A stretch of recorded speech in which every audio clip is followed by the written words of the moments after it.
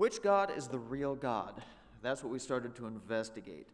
And so we came up with a few different criteria to determine for us which God has the better credibility of all the others, or is there no difference whatsoever? First of all, we started to look at historical interactions between the God and humanity.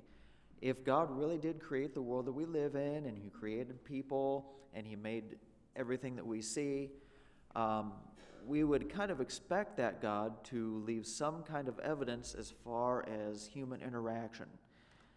Or if one God does have more actual human interaction than all the others, that tends to lend credibility to that God being real, right? Now, I guess you could have a God that just creates everything and steps back and says, you're on your own, kind of like the deists believe. You could have that, but if there is a God that actually shows Himself to humanity and interacts conversationally, writing, visible signs, some kind of human interaction, and bases His activities in actual recorded human history, again, that gives a lot of credibility and evidence that that God is real. We kind of use the illustration. We went through a whole bunch of different Bible passages, where we showed that, yes, the Bible's really anchored in human history. It's all about God's interaction in human history, to be honest, as compared to the other religions, which are kind of mythological stories, but to put them in an actual time and place in history it's just not possible, because they're not anchored that way. They're just stories. And people, the initial readers back in the day when the Bible was written, they would easily know if the stories here are true or false, because there's names, there's places. They would know the geography and the politics and the culture of the day, and they would know whether things were true or false, right? Just like I put a fake verse up there on the screen, which actually showed up in real font that you could read, which is kind of nice, about Bill Clinton's Facebook page. Remember that one? And we put a verse up that said Bill Clinton was the first U.S. president to have a Facebook account. And we all discussed back and forth very briefly and realized that that was probably not real accurate writing, was it? Because Clinton wasn't president in the year that I listed, Facebook didn't exist yet in the year I listed, and we all immediately knew this. And so the Bible writing, if it was false and made up, the people of the day would immediately know it. They would disregard it as being false, and it would never be in our scriptures today, because it would have wound up in the recycle bin of the first or previously first centuries, or whatever the case may be. They would never have accepted it as inspired, but they did. And the fact that they did tells me that it had credibility to them, which should lend credibility to us as well. Criteria number 2, we talked about miracles of the day. There are a lot of miracles recorded in the Bible, which, again, we in our time and day and age can't see. We can't see Jesus feed 5,000, or we can't see Elijah calling down fire from heaven. But again, the people in that day could, and the fact that they accepted it as genuine and everybody recognized it. You remember what the Pharisees talked about amongst themselves as they were trying to find a way to crucify Jesus. They said, we got to stop this guy, because the whole world is going after him. Everybody has seen what he's done. Nicodemus said to Jesus, we know that you're a man of God, because nobody can do the stuff you're doing unless God's with him. The miracles that he did were obvious to everybody, super public, super obvious, impossible to fake. Everybody knew it, and they accepted it as real because there was no alternative. Again, we kind of stopped here last week, where we made up our own fictitious miracle about Michael Jordan creating solid gold basketballs in the middle of a tournament game and then donating those to charities. And again, we looked at each other and kind of determined that this was a false miracle back in the mid-90s, and we knew that why. Because most of us in this room were around in the mid-90s, or at least could talk to somebody in the 90s, or look it up in the news, or investigate the charity that he gave the money to, any number of ways that we could verify whether or not this was real. And the amount of time that elapsed between this supposed miracle and today is roughly the time that elapsed, by the way, between Jesus' ministry and when the New Testament was written. It was in the midst of being written. So that gives you a good time frame of how far apart these events happen. And the people of that day would easily have known if all these claims about Jesus were false, because what it claims is huge public miracles where massive crowds were following him around because of what he did. And if that was all fake, again, nobody would pay any attention to the writings, because they'd all know it was a lie. But they did pay attention and many of them were martyred and killed because of their eyewitness, which again wouldn't happen if the claims were false. So that's where we pick up today. The people in biblical times would have known right away if the miracles that the prophets and apostles claimed were false, just like we would know if current day miracles were false. Any God that can claim public, historic, contemporary, large-scale miracles and have them hold up to public scrutiny, especially during times of persecution, gives huge credibility to that God. So the next question is, how do the other religions compare? I went through and I tried to find whatever I could find. Honestly, I didn't have a lot of luck much of the time. The American Indian Spiritism, there wasn't many miracles, just kind of a lot of mythology. And again, we talked before about how this religion in particular wasn't really rooted in documented human history at all. And if you're not in human history, it's hard to have miracles that happened in human history. So there's really not much to look at. The Hindu beliefs, again, no history, there's just philosophical musings. The Chinese, not much grounded in history, and so there were no miracles to document. Well, if you got no miracles to document, it takes away from the credibility of that belief. The Greeks, non-historical supernatural events. Again, you're all familiar with the mythology, and there's a lot of, I guess you could call it miraculous stuff going on in the mythology, but none of it translated to literal documented human history. So it's all just comes off as looking like just story. The Bible, on the other hand, it gives tons and tons of very public, historical, impossible to fake miracles with real historical witnesses who were willing to die for their eyewitness testimony, demonstrating that the God of the Bible is the true and living God. Whew. Everybody okay still? Here we go. We've looked so far at historical interaction and the miracles of the day. Now we're going to get to the next criteria that we've set up for ourselves, prophecies.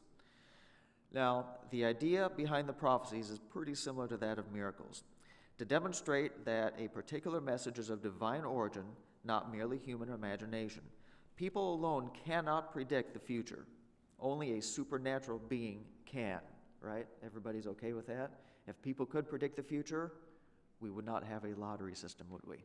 Because everybody would know what number they were going to call, everybody would pick that number, and everybody would get 25 cents back on their purchase because so many people would split up the Powerball, right? Or if we could predict the future, another industry that would not exist, right? Insurance. Does anybody in here sell insurance? I don't see anybody. I could be wrong. One? Maybe not. If you sell insurance, you better be glad that people cannot foresee the future. Why? Well, because I would know I'm going to get in a car wreck on exactly June 25th of 2025, so I would wait till the week before, then I would buy my car insurance. Then I would get in a wreck, then I would cancel my policy, and you, as an insurance agent, would go broke, right? People cannot foresee the future, and there's a lot of, all the betting sites and everything, which we don't endorse, but all that is based on the fact that people cannot foresee the future. So if we can find some kind of writing or holy book or God or deity that can predict the future, we know that that comes from a supernatural origin. That make sense?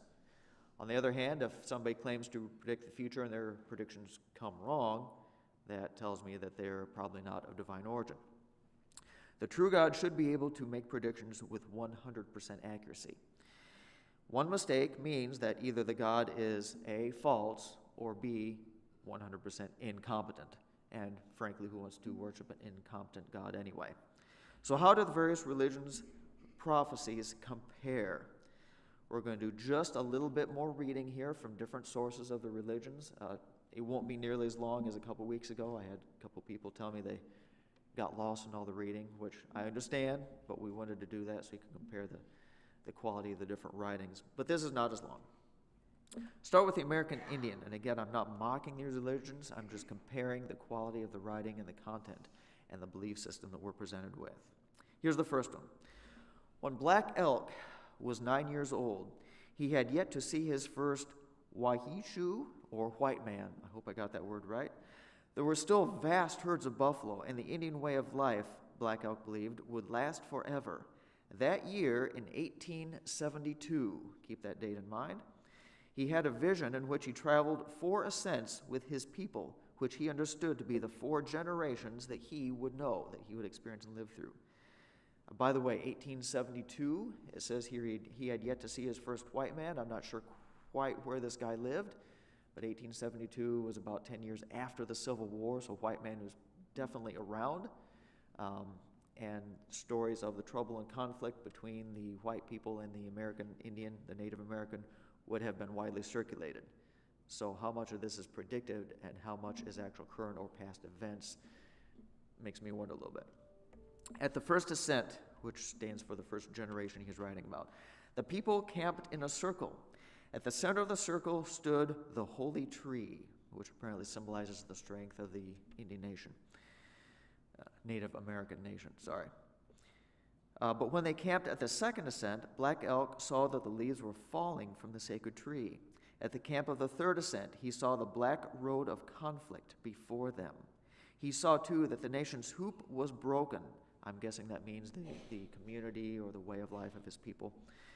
The sacred tree was dying, and all its birds were gone.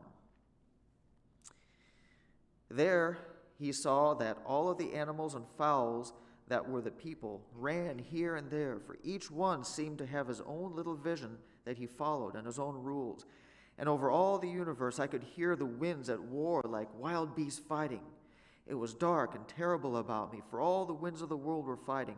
And it was like rapid gunfire and like whirling smoke and like women and children wailing and like horses screaming all over the world. The third ascent was the time of the generation living in the 1850s.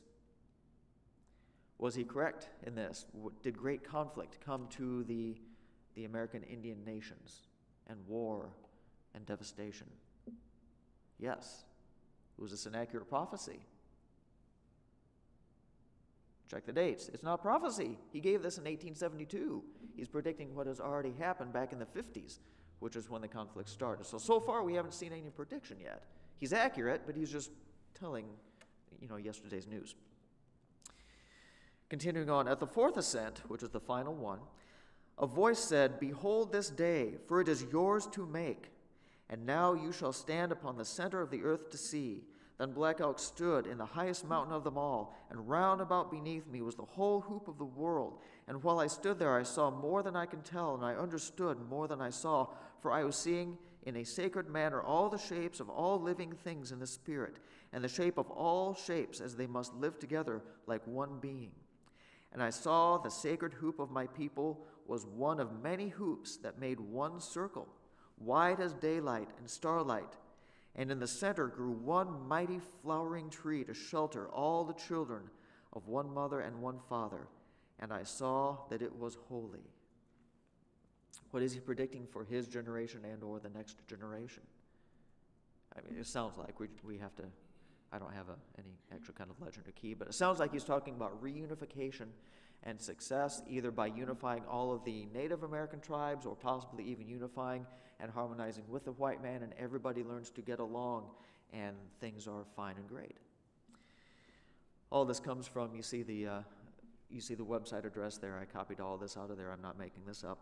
Here's how it ended his prophecy, and I thought it was fascinating, and I highlighted some of it in red because it's very interesting. It said, Black Elk's vision of the fourth ascent was one of hope and brotherhood, which is what we just saw. Because that world did not come to pass, Black Elk lived to be a disappointed man, believing that in some way he had failed his vision. Quote, "You see me now, a pitiful old man who has done nothing, for the nation's hoop is broken and scattered. There is no center any longer, and the sacred tree is dead." And his way of life did not return after the conflict with the white man.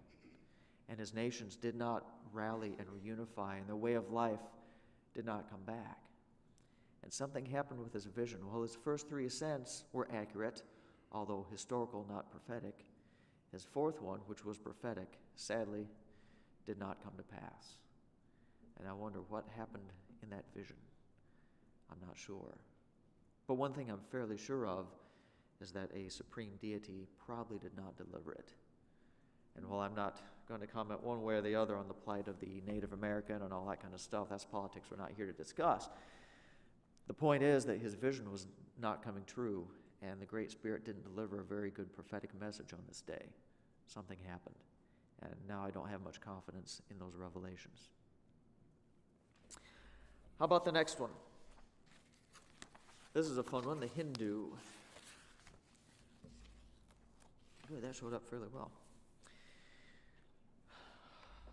Brace yourself, here we go. Use your thinking caps. According to the calculation given in Manusmriti, and I'm no Hindu expert, I hope I'm pronouncing these correctly, and this is copy and pasted again off of a Hindu website. Chapter 1, verses 68 to 72, this 12,000-year cycle of the universe was to end, and the new cycle of truth in deeds was to begin in the year 1844. Okay. Manusmriti, I looked it up. That is an ancient Hindu law book written by one of their holy people. Continuing on, so Kali originally was a budding age of goodness which gradually and progressively declined until it finally died 5,065 lunar years later in 1844. So again, I had to look this up and try to get a picture of what's going on. According to this belief system, the universe operates in, I think it was 12,000-year cycles. And each cycle starts out really good, where people are enlightened and spiritual and everything good is happening. And then they break it down by 4 ages per cycle, and each age gets progressively worse as the cycle gets older. You got that? 12,000 years, starts out great, but it gets worse and worse as it goes. By the very end of it, people are not enlightened, they're fighting, they're bitter, they're bickering, and they're immature, and they cannot reach enlightenment. And so at the end of that, something catastrophic happens, and the universe resets itself with a new age, which starts out really good, then it degrades just like the last one did.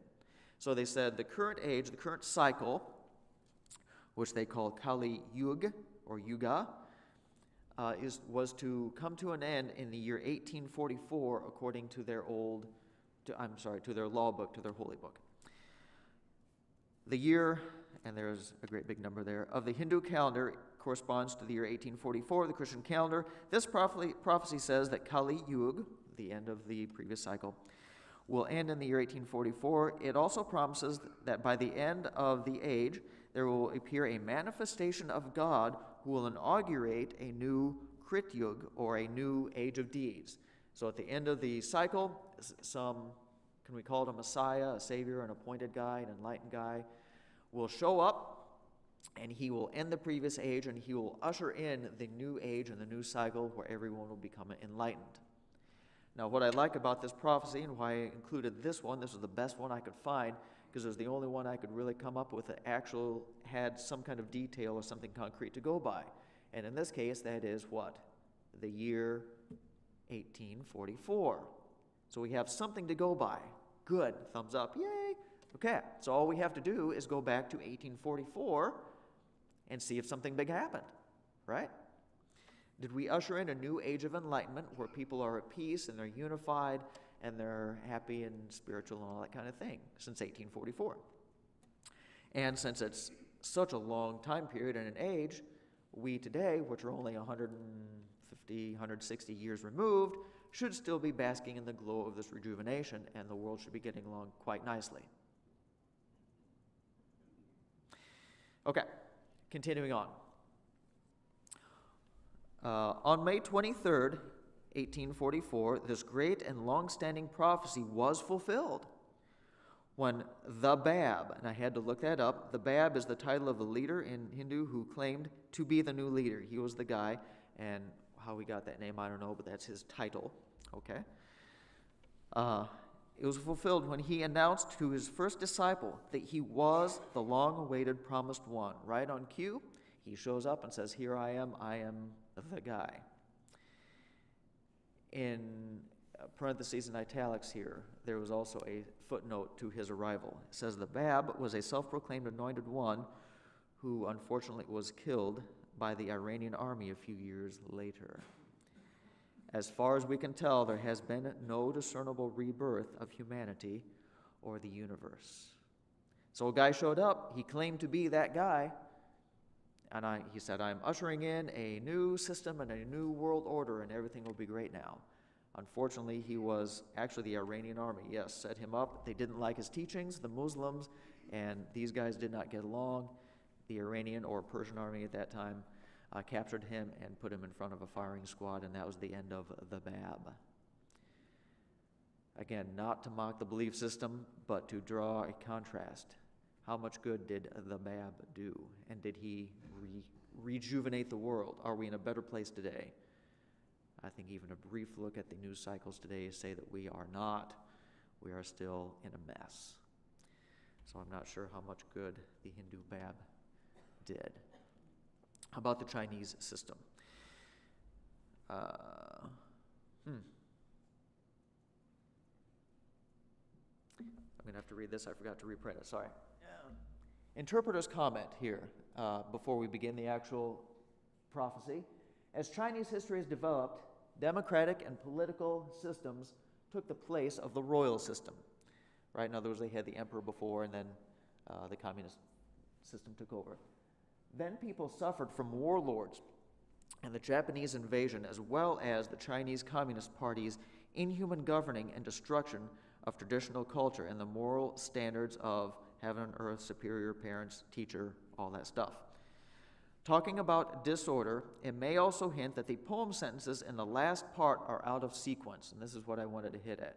He says, the prophecy you're about to see probably involves that takeover and that type of revolution, but there is a problem. The poetic stanzas towards the end don't appear to make sense. They appear to be a little bit out of order.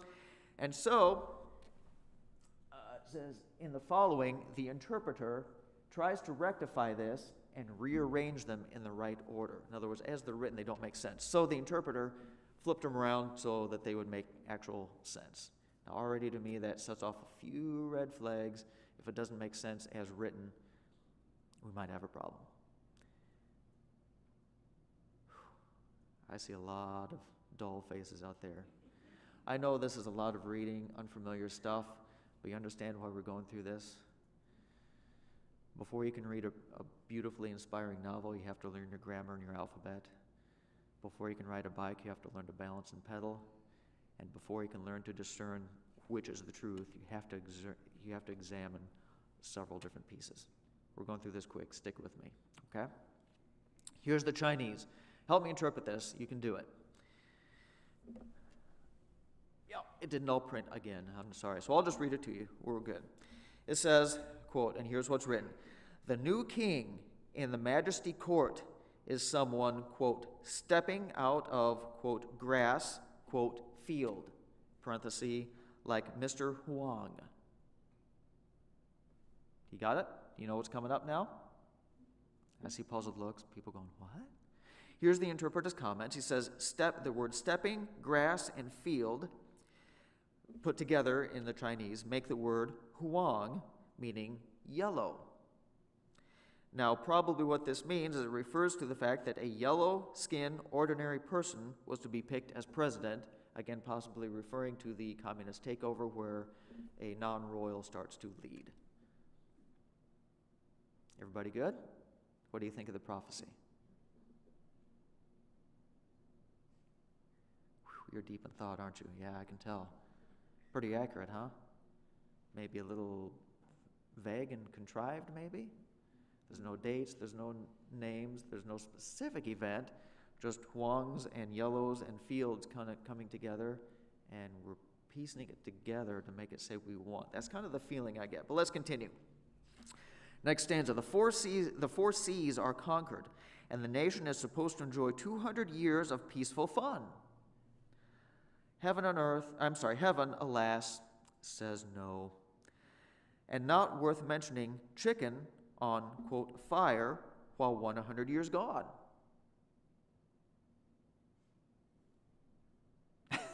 I love the expressions. I see a lot of confused expressions. So we're going to have to interpret this one a little bit as well. Okay. He says, from 1911 to 2012, which is roughly 100 years, heaven disdains talking about the history of the stinky Mao Red dynasty. In other words, this 100-year gap, apparently the gods didn't want to really comment on because of the poor governance and decisions and leadership of the communist takeover dynasty. Just as feathers, which are pronounced as Mao, smell from a chicken put on a red fire. Oh, that's how it all comes about. So the chicken on fire part, apparently if you put feathers on the fire, it stinks. Stinks is bad, and stink is kind of how they reflect the takeover of the Communist Party of the country. And so that's the prophecy. Good, I'm finally seeing some smiles. Thank you. Yeah, okay, good. Continuing on, we're not going to belabor this. In the middle of 250 years, there will be a, quote, good girl emerging from the south named, quote, Gold Knife Mao. Interpreter's comments. Maybe in the year 2036, when this would take place, a lady Lu, whose name is composed of Gold Knife and Mao, if you put those all together, that's how you get that name, from the south will come to power. So in a few years, we'll have to come back here, reconvene, and see if somebody named this comes to power in China, because that's about, it's about 14 years out. If so, the nation will split again, but luckily, a small part of China will not be run down. Or another possibility is for the two sides to come to good terms, if there is a capable ruler by the Chinese name of, and I couldn't reproduce the Chinese characters here. So either a girl will come to power with this name, and the nation will split, all except for a little part of it will remain. Or maybe something else will happen where where everything works together much better, and all the warring factions will come together and create peace. One of the two. Everything will fall apart, or everything will work out. But one or the other will happen. Then it says the south and the north will be at peace, and China will be unified and bonded. But it will either break apart or stay together. We're pretty sure of that. Of Zeus and Dotus, which was located in northern Greece. The priestess, called Pallades, would translate the oracle sent by Zeus. They listened to the sound of pots hanging in the trees, and the sounds of wind, and of other sounds of nature. They would then translate these noises into a prophecy from Zeus. Oh, the wind blows a little bit, this pot clinks on that pot, and that means one thing, and then this pan hits that pot, and that means another thing. Again, sounds a little bit imprecise to me. Call me weird, but I can clang pots and pans together in my kitchen, and all it means is that we're going to have a yucky supper that night. They believed that Zeus's voice could be heard through the wind. Plato mentioned an account that he had with this lady. Herodotus also had mentioned accounts with the priestess. But that's how apparently it was done. They would have the priestess, and either she would be inhaling carbon dioxide and passing out, or interpreting clanking pots hanging from the trees. Again, call me weird, but that sounds a little subjective and open to interpretation to me. Not super concrete. Let's look at another source, the Bible. Let's see what it has to say. How does the Bible compare? The Bible contains hundreds and hundreds of prophecies, and I had to really search for some of these examples I already gave you in the other religions, some of which are yet to be fulfilled, but many of which have already come to pass. These are the ones that we can really verify. They are not vague, metaphorical predictions like pots and pans that can apply to any broad range of events. They are specific, literal, concrete prophecies. If they are false, they will be blatantly obvious. Again, because of the level of detail they give, we have a lot more to verify yes or no on. If they're true, however, it will be equally obvious. So let's take a look at just a couple examples, and we could spend weeks on this. We will not do it. Tyre, the city of Tyre. The Bible predicted that Nebuchadnezzar would destroy mainland Tyre, that many nations will come against Tyre, and I've got all the references up there if you want to look these up, that they would scrape her debris and make her like a flat rock. That's all in Ezekiel. Spread fishing nets where the city once was, in chapter 26, verse 5. Debris will be thrown into the water, 26:12, and will never be rebuilt, in 26:14. Did that happen? I mean, there's a lot of detail we can look at here and see if that happened. Did that happen? Yes. Did Nebuchadnezzar come against the city of Tyre? Yes. Did he destroy it? Yes. There were kind of two portions of Tyre, one on an island, as I understand it, and one on the mainland. Nebuchadnezzar came as he was sweeping through the nations and absolutely flattened mainland Tyre, just like it said. So much so that there was nothing, just a pile of nothingness. Later on, after Alexander After Alexander came through and did his thing, where I'm looking for, oh yes. After Alexander came through and conquered all the nations, he was also going to go after then the island part of Tyre, which is out in the sea. He was frustrated that he couldn't get to them to defeat them because they were well fortified and in the middle of the water and super hard to defeat. So what he did, in his either genius, madness, or ambition, however you want to say it, is he said, look, here's a great big trash pile over here from when they flattened mainland Tyre. Why don't we start throwing all that into the sea to build a half-mile-long bridge out to the island, and forget the boats, forget the sea warfare, forget everything else everybody else has tried. We're just going to march our army out there and take it. And so he scraped the place flat, taking all the rubble and throwing it into the sea. He built a causeway out to the island, went out and took over the island. And so sure enough, it was destroyed, like it said. Many nations will come against Tyre, which they did. A lot of people tried to attack the island portion of Tyre, but could not defeat it because they were in ships, and on the island there was well fortified. They could just rain down on the ships and destroy them. They would scrape the debris and make it like a flat rock. That's exactly what Alexander did when he cleared off the debris. Spread fishing nets where the city once was, especially once all the debris was gone and there was no city left on the mainland Tyre. Fishermen use it to, put up a little fishing port or whatever, but they'd spread their nets and have a good fishing rock, I guess. Debris will be thrown into the water. That's exactly what Alexander did, and never be rebuilt. And sure enough, that was correct. But that's a lot more concrete. That's something we can sink our mental teeth into and verify. Did it happen? Yes, down to the very last detail. How about Sidon? Ezekiel 28:23. For I shall send pestilence to her, and blood to her in the streets, and the wounded will fall in her in the midst by the sword upon her on every side. Then they will know that I am the Lord. That's how Sidon will be treated, it said. I had to look this up. Sure enough, earthquakes, natural disasters, and plague all fell upon the city before they were finally conquered by the Muslims between 400 and 600 A.D. And so they had a lot of battle, a lot of pestilence, a lot of earthquakes, massive trouble in the city before they were finally and violently overthrown in the Muslim uprising between those dates. Again, completely accurate.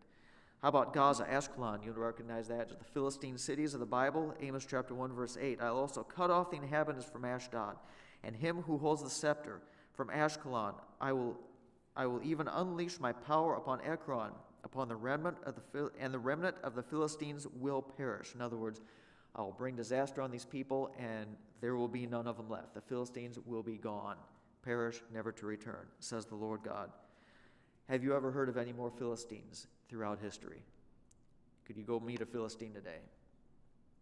No, they are gone. They're destroyed, just like the Bible says. Edom, or Petra. Edom will be desolate, says Isaiah 34:13. Never to be populated again, conquered by the heathen and by Israel, and wild animals will inhabit the area. All that is foretold in Scripture. If you've heard of the city of Petra, their big capital city, Edom was indeed removed by the Nabateans. I hope I'm saying that correct. They came in and they wiped out. Well, first Nebuchadnezzar came through and wiped them out, and then what was left, these other guys came in as well. The city was later damaged by earthquake, and it was abandoned and, sure enough, completely uninhabited for a long, long time. In fact, Westerners didn't even know the city existed for some 500 years until one guy with a local guide, what I read said tricked him into taking it to him. I don't know how that worked out, but he took him through this narrow cavern of course, it's a very hilly, cavernous, canyon-y area, rocks and stuff, and took him through this narrow canyon, and all of a sudden it opens up, and here's this massive stone city built out of the cliff, carved out of the cliff. And they said, whoa, what's this? Nobody even knew it was here, and there's nobody living there. It's completely abandoned, except for the wild animals that go in and out. Just like it said, wild animals will inhabit the area, but people have not lived in it since. Fascinating story if you want to read it on your own, but I won't take the time today. Again, just like it said. What about this, if you want to get even more specific? Last year we went through the book of Daniel. You might remember some of this. Isaiah 44 says, and this is all in prophecy, it is I who says, I the God, who says of Cyrus, he is my shepherd, and he will perform all of my desire. And he declares of Jerusalem, she will be built, and of the temple your foundation will be laid.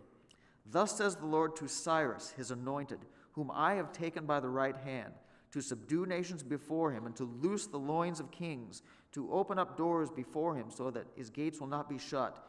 He says, I will go before you, and make the rough places smooth, so that you may know that it is I, the Lord, the God of Israel, who calls you by your name. And Isaiah says, some point in the future here, a guy named Cyrus will say to Jerusalem, you will be rebuilt, and rebuild your temple and rebuild your walls and stuff like that. Go back and rebuild Jerusalem. That's pretty specific. That's stuff I like because we can verify yes or no. Did it happen? Well, Cyrus. Isaiah was writing this around 700 BC. Jerusalem falls to Babylon, being conquered in 586. So there's 140 years right there. Babylon falls to Medo-Persia, and Cyrus makes his declaration in 539 to be rebuilt. So that's roughly 160 years beforehand that Isaiah wrote all this stuff. And sure enough, exactly like it happened. The Medes and the Persians take over Babylon. The ruler's name is Cyrus, coincidentally enough. And one of the first things he does is he says, Jewish people, hear me now. Go back and rebuild Jerusalem. Build up the temple. Build up the walls. Exactly like he had said 160 years before. I think that's fairly accurate. Also note that Jeremiah had also predicted the exact length of time, 70 years, that Judah would be in captivity before this proclamation was made. So he said, you're going to be in captivity 70 years, then you'll be allowed to return, and in the future, at that time, a guy named Cyrus will tell you to come back and rebuild the city and live in it again. Did that happen? Yes, down to the last detail it happened. Absolutely. What about this? Predictions of the Messiah to come. The Bible tells us about his family, that he would be a son of Shem, clear back in Genesis, a descendant of Abraham, of Isaac, of Jacob, of the tribe of Judah, of the family of David. Is that where the Messiah ended up coming from? Yes, the exact family they predicted. They would be virgin born in Isaiah 7. That's a hard one to get right. There are not very many people on earth that can claim that. Actually, I can think of, say, maybe one, and that's it. They told about his birthplace in Micah chapter 5, verse 2, Bethlehem Ephratah, right? They even got the right Bethlehem. The method of his death, being pierced, Zechariah 12:10. Now the bone be broken, Psalm 34. Gambling for his clothes, Psalm 22. His wounds, his death for sin, being buried in a rich man's grave, Isaiah 53, etc. On and on and on, details about exactly how this guy would die. Did that come true? Yes, every last detail comes true. The exact time of his coming into Jerusalem, not like second coming, talking about being presented to the people. The exact time, did that happen? Remember Daniel's 69 sevens? I won't repeat all that. We went through that before. But I had a teacher once put up this chart, and people have gone through and calculated from the time that the command was given to rebuild to the time of the entrance, 69 sevens. And this guy, anyway, he calculated, he said, yes, exactly to the day, he said, that's exactly what happened. And that was the day, again, according to this teacher, Jesus presents himself in what we call the triumphal entry, when he arrives in Jerusalem and presents himself to the people and says, here I am the king, do you accept or reject? And of course we know that ultimately they rejected. But exactly, precisely the right time. And I always wonder as I read the story of the triumphal entry, were there any scholars of the law, any of the Pharisees, any of the scribes, anybody that put two and two together that say, you know what Daniel predicted a long time ago, that time's about up. Something should be happening pretty quick here. Hey, what's all that noise outside? Why are the people screaming and yelling? Oh, it's Jesus coming into Jerusalem. Let's kill him. You'd think they'd put two and two together, but I don't know, apparently they didn't. Here's the point. No other religion can even come close to either the quantity or the accuracy of the prophetic predictions found in the Bible. So the obvious question is, how did the Bible writers do it? There is no reasonable, rational, natural explanation. There had to have been genuine, supernatural guidance. In other words, this book had to have been written by God himself, or at least inspired by God himself. This requires that the God of the Bible is the true God. So once again, we see the Bible is not written like the other beliefs are written. It is completely different, and I hope I didn't bore you or drown you in the other beliefs readings, but we have to do that so we can compare the quality of the writings of the Bible versus the others. And when you compare them back and forth, there is no comparison. They're nothing the same. At best, the others have vague claims and subjective riddles and poems and stuff. The Bible gives specific details centuries ahead of time, and what the Bible predicts always comes true. So we've looked so far at historical interaction, miracles of the day, and prophecies. This is where we're going to have to end up today. We'll finish this next week. But so far, it's kind of a one-sided competition. And I know we're sitting in a Bible-believing Baptist church, and I mean everybody knows where we're going to come out at the end. But I hope we've taken an objective look, a detailed look enough that you say that even if I was the skeptic, and maybe we have some skeptics on, watching through the internet, and that's fine. We've been objective enough to demonstrate our point that the Bible really is objectively written like no other book on the planet. It is completely different. And that's because it was written by the true God. Let's pray and we'll dismiss. Dear God, we do thank you for this morning. Again, we can look at your word and compare it to other writings. We know we can do that with confidence because your word is the only one that is legitimately written by a deity. You are the one and only God. And the more we look at your writings and what you say and what you do, the more it stands out as blatantly obvious that you are the one to be worshipped.